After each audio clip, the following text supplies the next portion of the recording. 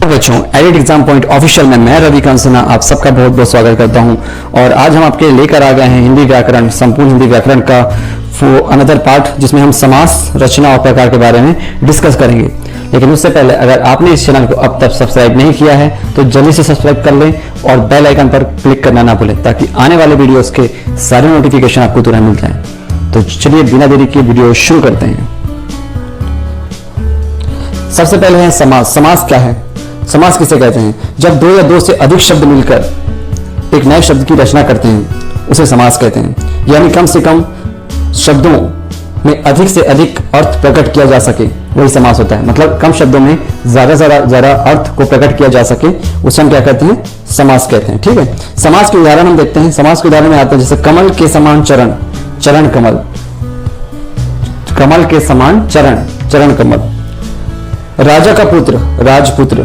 मूर्ति को बनाने वाला, मूर्तिकार। यथामति, मति के अनुसार। रसोई के घर, रसोई घर। घोड़े पर सवार, घुड़सवार। देश का भक्त, देशभक्त। तो यहां पर हम देखते हैं समासिक शब्द या समस्त पद। जो शब्द समास के नियमों से बनता है वह समासिक शब्द कहलाता है। जो समास के नियमों अनुसार बनता है वो समासिक शब्द। और पूर्व पद और उत्तर पद क्या होता है? समासिक शब्द के पहले पद को पूर्व पद कहते हैं और दूसरे पद को क्या कहते हैं? हम उत्तर पद कहते हैं। समास के भेद यहां पर हम देख सकते हैं। समास के कुल 6 भेद होते हैं। तत्पुरुष समास, अव्ययीभावी समास, कर्मधारय समास, द्विगु समास, द्वंद्व समास, बहुब्रीहि समास। ये 6 कुल भेद होते हैं समास के। अब यहां पर आप देख सकते हैं। ठीक, एक एक करके डिस्कस करते हैं। तत्पुरुष समास क्या होता है? जिस समास में उत्तर पद या अंतिम पद प्रधान हो उसे तत्पुरुष समास कहते हैं। जिसमें उत्तर पद और अंतिम पद प्रधान हो, जैसे धर्म का ग्रंथ, धर्म ग्रंथ। राजा का कुमार, राजकुमार। तुलसीदास कृत, तुलसीदास द्वारा कृत।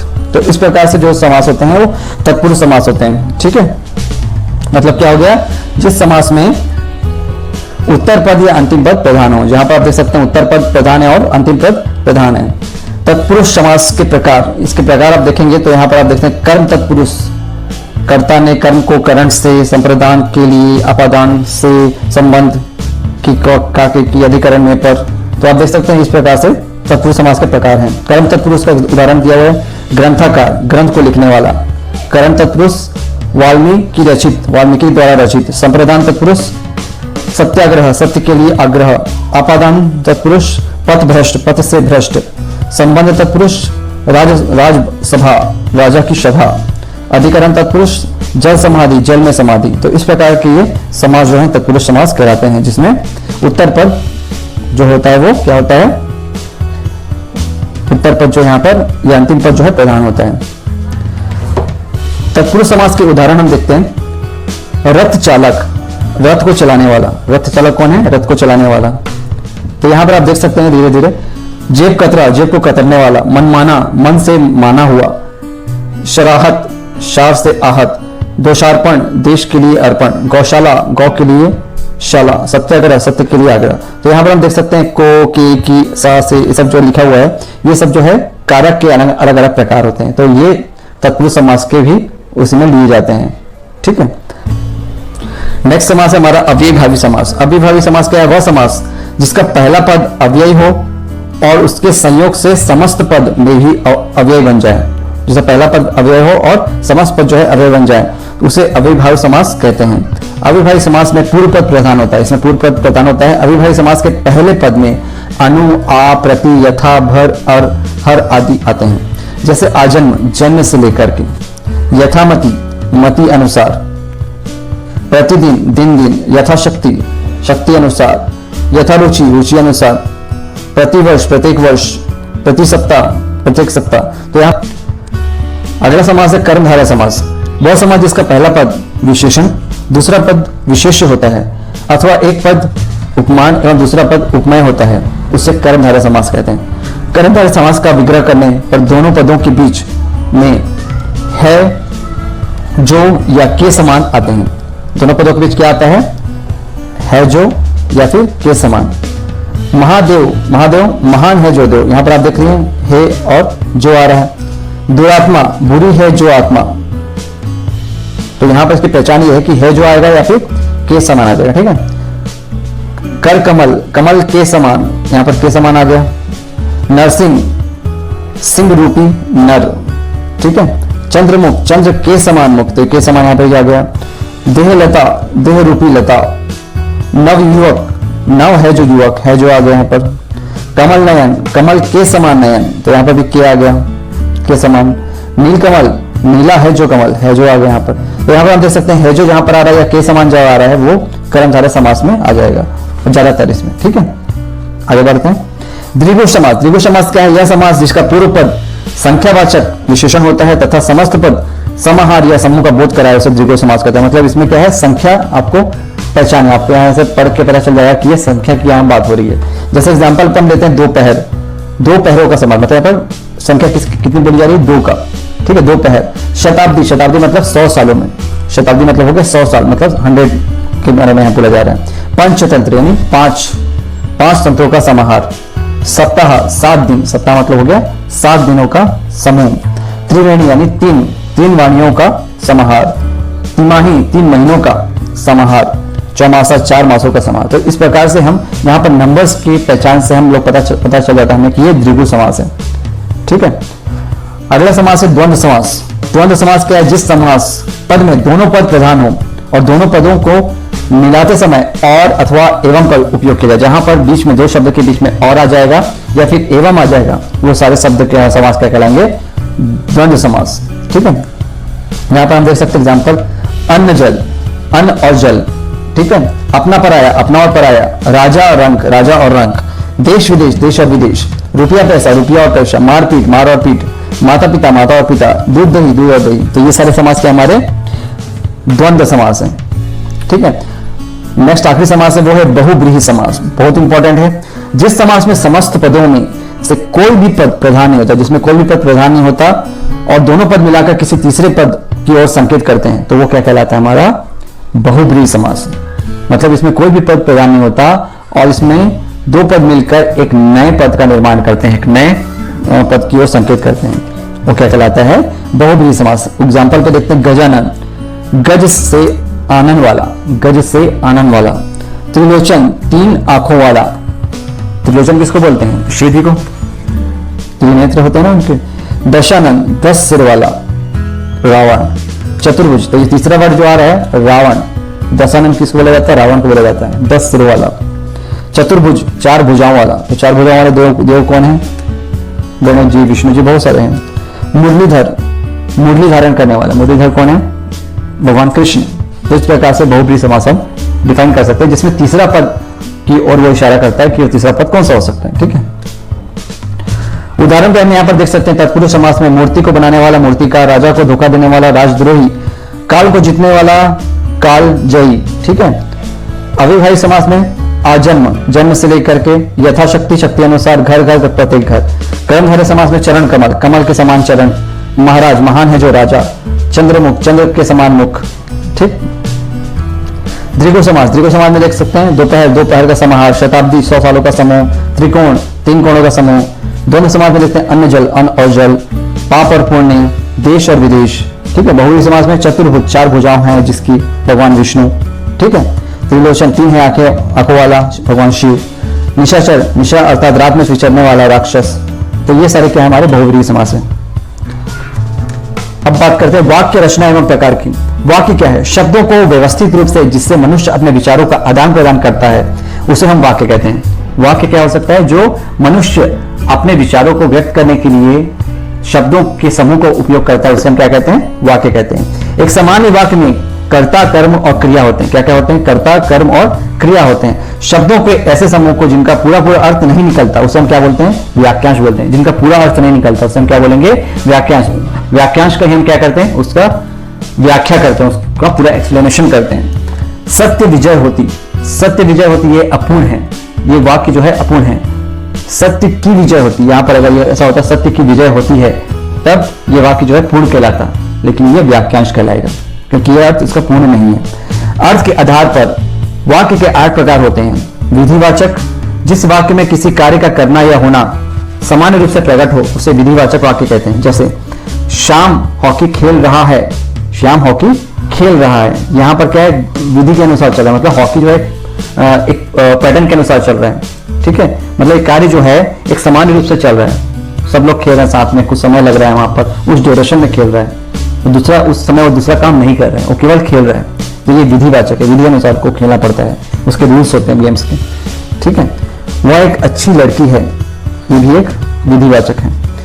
आज्ञार्थक, जिस वाक्य में आज्ञा, प्रार्थना, परामर्श का भाव प्रकट हो उसे आज्ञार्थक वाक्य कहते हैं, जिसमें आज्ञा का भाव प्रकट हो, परामर्श का, प्रार्थना का। ऊपर चले जाइए, खाना खा लीजिए, चाय पी लीजिए, सड़क के नियमों का पालन कीजिए, है ना, टाइम पर घर आ जाइए, ट्रैफिक नियम्स का पालन कीजिए। तो ये सारे क्या है, आज्ञावर्धक शब्द हैं। ठीक है। प्रश्नवाचक वाक्य, जिस वाक्य में कोई भी प्रश्न पूछा गया हो उसे प्रश्नवाचक वाक्य कहते हैं। जैसे कहां से आ रहे हो, कहां जा रहे हो, किधर जाओगे, क्या आप कल पाठशाला जाएंगे, ये सारे क्या है, प्रश्नवाचक शब्द हैं, वाक्य हैं। निषेधवाचक वाक्य, जिस वाक्य में किसी काम का ना होना प्रकट हो उसे निषेधवाचक कहते हैं, वाक्य कहते हैं। जिस काम का ना होना प्रकट हो उसे निषेधवाचक वाक्य कहते हैं। जैसे मैं आज दिल्ली नहीं जा रहा, ये क्या है, निषेधवाचक, मतलब वहां पर काम नहीं हुआ, दिल्ली नहीं जा रहा, उसका जाने का कैंसिल हो गया। चोरी मत करना, चोरी करने वाला था वो चोरी नहीं करेगा। इन वाक्यों में ना, मत आदि शब्दों का प्रयोग किया जाता है, ये निषेधवाचक है। वहां मत जाना, अंदर आना मना है।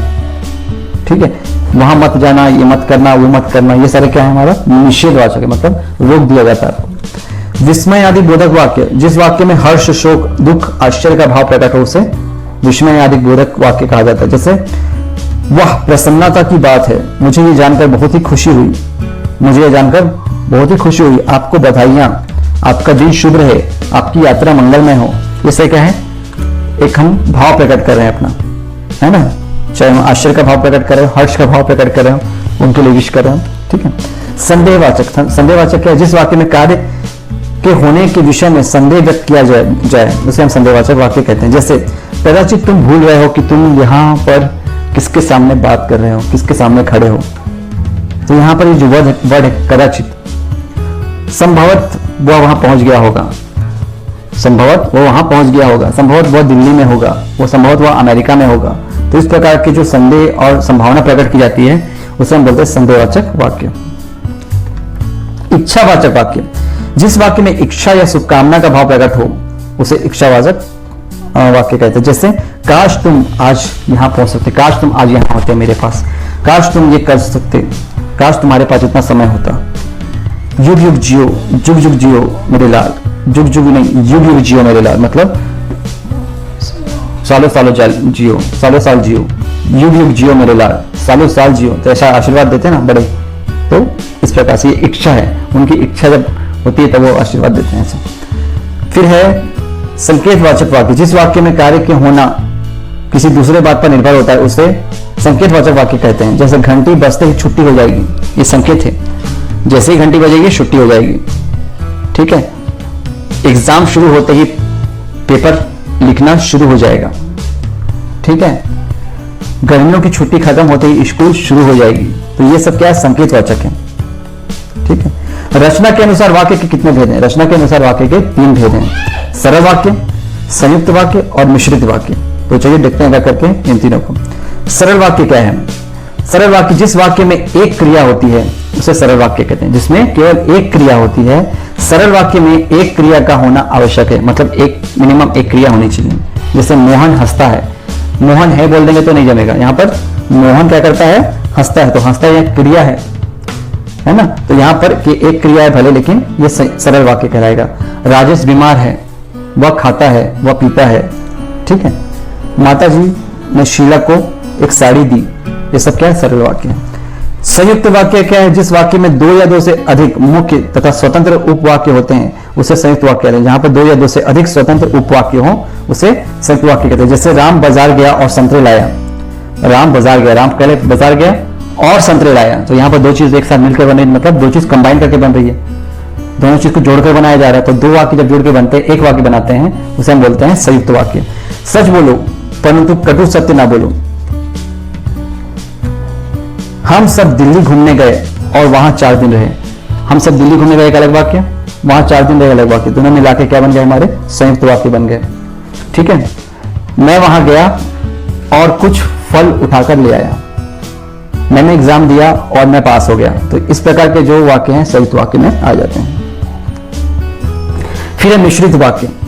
मिश्रित वाक्य में एक से अधिक उपवाक्य होते हैं, मतलब इसमें एक से ज्यादा उपवाक्य होते हैं। उनमें से एक उपवाक्य प्रधान होता है तथा अन्य एक या एक से अधिक उपवाक्य उस पर आश्रित होते हैं। मतलब एक से ज्यादा होते हैं, वहां पर एक जो है उपवाक्य होता है, एक उपवाक्य जो है प्रधान होता है, बाकी जो है अन्य जो है क्या होते हैं, आश्रित होते हैं उस पर। यह उपवाक्य परस्पर व्याधिकरण योजकों जैसे कि, यदि, अगर, तो, तथापि, इसलिए आदि से जुड़े होते हैं। तो मिश्रित वाक्य में क्या होता है, एक से अधिक उपवाक्य होते हैं और उसमें एक उपवाक्य जो है प्रधान होता है। जैसे यहां पर एग्जांपल पे हम देख सकते हैं, शिक्षक ने बताया कि कल स्कूल में छुट्टी होगी। शिक्षक ने बताया कि कल स्कूल में क्या होगी, छुट्टी होगी। क्या होगी, छुट्टी होगी।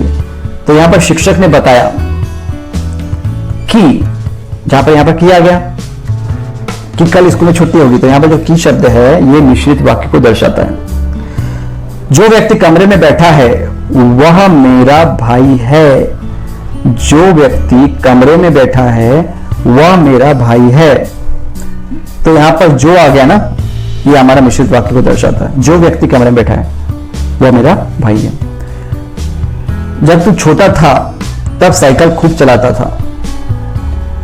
जब तू छोटा था तब साइकिल खूब चलाता था। यहां पर तब जो है संयुक्त वाक्य को दर्शाता है।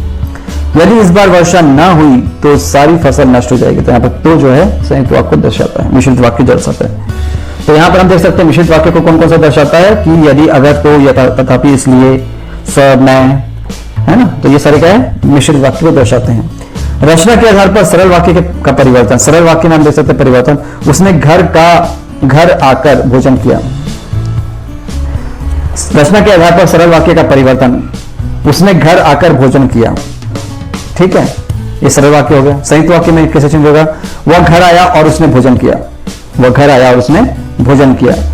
सरल वाक्य, मोहन हिंदी पढ़ने के लिए शास्त्री जी के यहाँ गया है। ये सरल वाक्य। संयुक्त वाक्य में क्या हो जाएगा, मोहन को हिंदी पढ़ना है और वह शास्त्री जी के यहाँ, इसलिए वह शास्त्री जी के यहाँ गया है। ठीक है।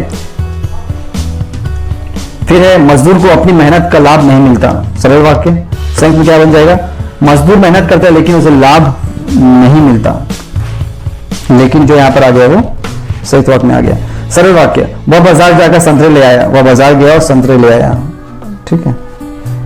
अब बात कर लेते हैं सरल वाक्य से मिश्रित वाक्य में कन्वर्जन। सरल वाक्य, जैसे देश के लिए मर मिटने वाला सच्चा देशभक्त होता है। तो मिश्रित वाक्य में क्या हो जाएगा, जो देश के लिए मर मिटता है वही सच्चा भक्त होता है, देशभक्त होता है। तो यहाँ पर वही है, वही जो है यहाँ पर मिश्रित वाक्य में आ जाता है। सरल वाक्य, मैंने एक बहुत ही बीमार आदमी देखा। मिश्रित वाक्य में क्या हो जाएगा, मैंने एक आदमी देखा जो बहुत ही बीमार था। नेक्स्ट सरल वाक्य, उसने स्वयं को निर्दोष बताया। मिश्रित वाक्य में क्या हो जाएगा, उसने कहा कि मैं निर्दोष हूं। उसने स्वयं को निर्दोष बताया। मिश्रित वाक्य में क्या हो जाएगा, उसने कहा कि मैं निर्दोष हूं। फिर है संयुक्त वाक्य से सरल वाक्य। संयुक्त वाक्य में जैसे शीला ने एक पुस्तक मांगी और वह उसे मिल गई। सरल वाक्य में क्या हो जाएगा, शीला ने पुस्तक मांगने पर उसे मिल गई। शीला के पुस्तक मांगने पर उसे पुस्तक मिल गई। संयुक्त वाक्य में क्या होगा, वह नहीं आया क्योंकि वह बीमार है। सरल वाक्य में क्या हो जाएगा, वह बीमारी के कारण नहीं आया। ठीक है।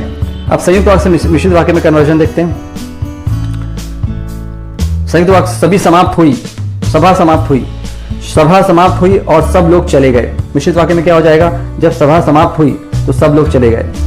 फिर संयुक्त वाक्य में, तोता पिंजरे में है और दाल खा रहा है। मिश्रित वाक्य में क्या हो जाएगा, जब जो तोता पिंजरे में है वह दाल खा रहा है। अब बात करते हैं शब्द की। शब्द एक या एक से अधिक वर्णों से बनी स्वतंत्र ध्वनियों को शब्द कहते हैं। प्रयोग के आधार पर शब्दों की भिन्न भिन्न जातियां होती है जिन्हें शब्द भेद कहा जाता है। शब्द भेद को मुख्यतः दो वर्गों में विभाजित किया गया है। यहाँ पर हम देख सकते हैं शब्द भेद को, अगर हम यहाँ पर देखना चाहें तो यहाँ शब्द भेद जो है यहाँ पर आप देख सकते हैं। स्रोत के आधार पर शब्द के कितने भेद हैं, तत्सम, तद्भव और अर्ध तत्सम शब्द, और दूसरा है देशज विदेशी शब्द। रचना के आधार पर देखें तो रचना के आधार पर तीन भेद हैं, रूढ़ शब्द, यौगिक शब्द, योग रूढ़ शब्द। तो शब्द के आधार पर दो भेद यहाँ पर गिने जाते हैं, दो भागों में। स्रोत के आधार पर, तो स्रोत के आधार पर तत्सम तद्भव हो गया और अर्ध तत्सम हो गया और देशज विदेशी हो गया। और रचना के आधार पर रूढ़, यौगिक और योग गुण शब्द। ठीक है। स्रोत के आधार पर शब्द पुर्तगाली, अरबी, फारसी, अंग्रेजी आदि विदेशी भाषा के शब्दों को अतिरिक्त अन्य शब्दों जो हिंदी भाषा में प्रचलित है उसे स्रोत के आधार पर निम्नलिखित प्रकार से बांटा गया है, जैसे तत्सम, तद्भव और अर्ध तत्सम शब्द। अब ये क्या है तत्सम तद्भव जानते हैं। तत्सम शब्द जो है तत् प्लस सम से मिलकर बना है, जिसका अर्थ होता है उसके समान, अर्थात संस्कृत के समान। जो शब्द संस्कृत भाषा से हिंदी भाषा में आए, ऐसे शब्द जो संस्कृत से कैसे आए हैं, हिंदी में आए हैं और ज्यों का त्यों प्रयोग किए जाते हैं। मतलब संस्कृत में जैसे थे वैसे हिंदी भाषा में आए और ज्यों का त्यों ऐसे प्रयोग किए जाते हैं, वो सब क्या कहलाते हैं, तत्सम शब्द कहलाते हैं। जैसे हम एग्जांपल पे देते, राजा, पुष्प, कवि, आज्ञा, अग्नि, वायु, है ना, भाव, ये सारे क्या है, हमारा तत्सम शब्द हैं। भ्राता, वत्स। तद्भव शब्द क्या है?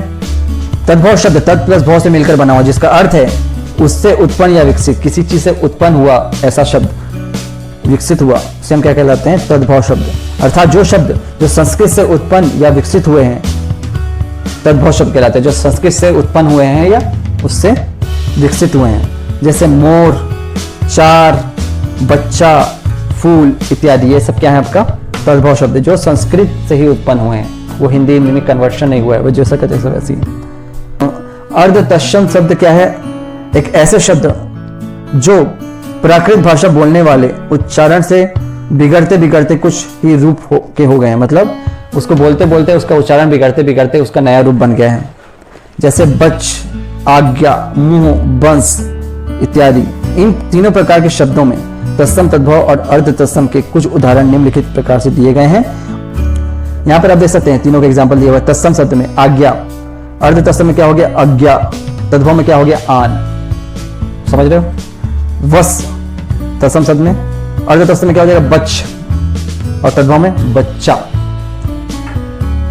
अग्नि, अर्ध तत्सम में अग्नि, तद्भव में आग। तो यहां पर तद्भव में आप समझ रहे हो जैसा इसका कन्वर्शन नहीं होता, ये जैसा वैसे रहता है, ठीक है। तत्सम शब्द में कार्य, अर्ध तत्सम में कारज और तद्भव में काज। अक्षर, अक्षर, आखर, अख, इस प्रकार से जो ये सारे गिने जाते हैं। आगे बढ़ते हैं। देशज और विदेशी शब्द, यहां पर आप देख सकते हैं देशज शब्द। देशज शब्द की उत्पत्ति देश प्लस ज के योग से बनी हुई है, इसका अर्थ होता है देश में जन्मा, जो देश में जन्म लिया है उसे हम देशज शब्द बोलते हैं। देशज उन शब्दों को कहते हैं जो बोलचाल या देश की अन्य भाषाओं से गृहीत हैं, जैसे कटोरा, कौड़ी, खिड़की, डिबिया, लोटा आदि। ये सारे क्या है, देशज शब्द हैं, मतलब तो देश में उपयोग किए जाते हैं शब्द। नीचे कुछ मुख्य देशज शब्द की सूची दी जा रही है जो आपको प्रतियोगी परीक्षा में पूछे जाते हैं। तो यहाँ पर हम देख सकते हैं लकड़ी, लुटिया, कपास, बेटा, टुमरी, खड़खड़ाना, खपरा, फावड़ा, काया, टांग, लोटा, खिड़की, डिबिया, पिल्ली, पिल्ला, पड़ोसी, डोंगी, भीड़ भाड़, रोड़ा, खलिहान, छेला, चुलबुल, भात। थैला, जूता, चूड़ी, कौड़ी, गड़बड़ी, लतपत, ढांचा, झाड़ू, गन्ना, राज, खिड़ाऊ। पगड़ी, तेंदुआ, दाल, पेट, कसरत, ढेर, पेटी, समय, दारू। ये सारे क्या कहलाए हमारे देशज शब्द, ठीक है। ये सब विदेशी नहीं है, देशज शब्द में। बात करते हैं विदेशज शब्द यानी विदेशी। विदेशज शब्द की उत्पत्ति विदेश ज के प्रयोग से हुई है, जिसका अर्थ है विदेश में जन्मा। जो विदेश में जन्मा है उसे हम विदेशज शब्द कहते हैं। विदेशज उन शब्दों को कहते हैं जो किसी विदेशी भाषा से आए हैं। विदेशी भाषा से आने के कारण ही इन्हें विदेशज शब्द की संज्ञा दी जाती है। हिंदी भाषा में अनेक शब्द ऐसे भी हैं जो विदेशी मूल के हैं, किंतु परस्पर संपर्क में आने के कारण यहाँ हिंदी भाषा में प्रचलित हो गए हैं। फारसी, अरबी, तुर्की, अंग्रेजी आदि भाषाओं में से जो शब्द हिंदी में आए हैं वे विदेशी भाषा कहलाते हैं, जैसे ऑर्डर, कंपनी, कंप्यूटर, क्रिकेट, ये सारे क्या हैं, विदेशी भाषा हैं। हिंदी में विदेशज शब्द दो प्रकार से हैं। यहाँ पर देख सकते हैं मुस्लिम शासन के प्रभाव में आए अरबी, फारसी के शब्द। मुस्लिम शासन में कौन कौन से आए, अरबी और फारसी के शब्द। ब्रिटिश शासन के प्रभाव में आए अंग्रेजी के शब्द। तो ये विदेशी शब्द हैं सारे। अब यहाँ पर देख सकते हैं अरबी में कौन कौन शब्द है, अजब, अल्लाह, ईमान, कमाल, कुर्सी, जलसा, तमाम, तरक्की, नतीजा, फैसला, मुकदमा, राय, हक, हैजा, अजीब, आदमी, उम्र, कर्ज, ख्याल, जवाब, तकदीर, दवा, नहर, बहस, मुश्किल, लिफाफा, हज़म, हकम, हुक्म, अदालत, इज्जत, एहसान, किस्मत, जिस्म, जहाज, तारीख, दिमाग, नकल, ये जो ख कुछ आ रहा ना, मुहावरा, मौसम, बारिश, हिम्मत, हौसला, अक्ल, इलाज, औरत, किताब, जुलूस, जिक्र, तकिया, दुनिया, फिक्र, मजबूर, मुसाफिर, शराब, हुक्म, शाम। तो ये सारे शब्द क्या है, हमारे अरबी शब्द हैं, तो इसे ध्यान में रखिएगा। फारसी शब्द क्या हैं? आबरू, आमदानी, उस्ताद, कुश्ती, खामोश, गिरफ्तार, चश्मा, जोर, जुर्माना, तेज, दीवार, पैदा, बुखार, वापिस, सरकार, आतिशबाजी, अवारा, कमीना, खाक, खुरा, गुलाब, चेहरा, जिंदगी, तबाह, दंगल, नापसंद, फूल, बर्फी, शादी, आदि हजार।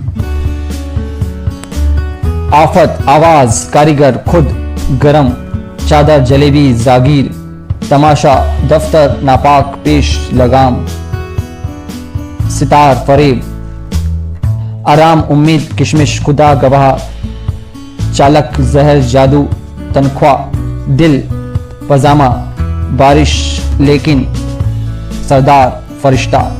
तो ये सारे क्या हैं, हमारे फारसी शब्द में आ जाते हैं।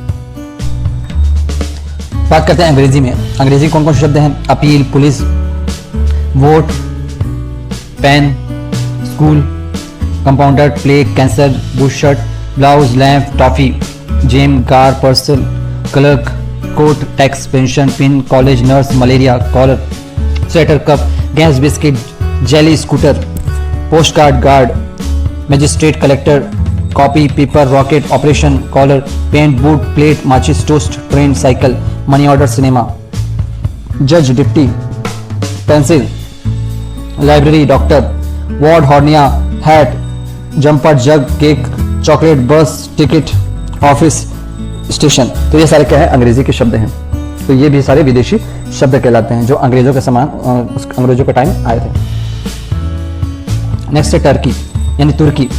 तुर्की के शब्द कौन कौन से? उर्दू, कैंची, बेगम, खच्चर, बहादुर, चाकू, चम्मच, सराय, कुर्ता, ताश, बारूद, गनीमत, कलगी, दरोगा, लाश, तोप। ये सारे क्या हैं? तुर्की के शब्द हैं, इसको ध्यान देना। पुर्तगाली शब्द में देख सकते हैं, पुर्तगाली शब्द में अनानास, पुर्तगाली शब्द देख सकते हैं अनानास, स्त्री, करनाल, गोभी, पादरी, संतरा, अलमारी, स्पाट, काफी, गोदाम, फीता, परात, आलपिन, कमीज, काजू, तौलिया, बाल्टी, पिस्तौल, आया, कमरा, गमला, पपीता, मिस्त्री, तंबाकू। ये सारे क्या हैं? पुर्तगाली शब्द हैं।